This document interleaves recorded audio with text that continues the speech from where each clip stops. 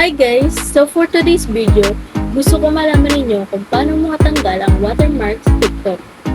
Kung bago ka pa lang sa aking YouTube channel at ngayon mo lang ito napanood, huwag mong kalimutan i-like, share, subscribe ang aking video. So, let's proceed. Oh baby, you know.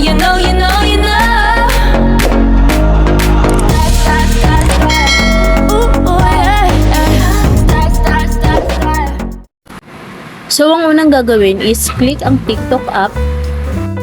Then, i-click ang video na gusto mong tanggalin ang watermark. Then, copy link.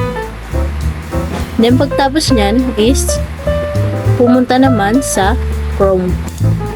Yan. Then, i-search ang TikTok downloader. Okay, search. Then, scroll down. Then, yung STIK, yan ang pipindutin. Then, i-copy-paste ang link sa TikTok. Then, download. So, click ang ilang seconds and click ang without watermark. Then, X lang to yung ads na to.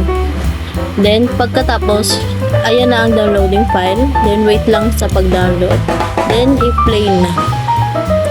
So, yan makikita nyo guys na wala na yung watermark dito. At pwede nyo na po yan siyang i-upload sa inyong Facebook account or Reels. I hope na nakatulong ito sa inyo ang aking tutorial para matanggal ang inyong watermark sa TikTok. And don't forget to like, share, subscribe to my channel for more updates and tutorial.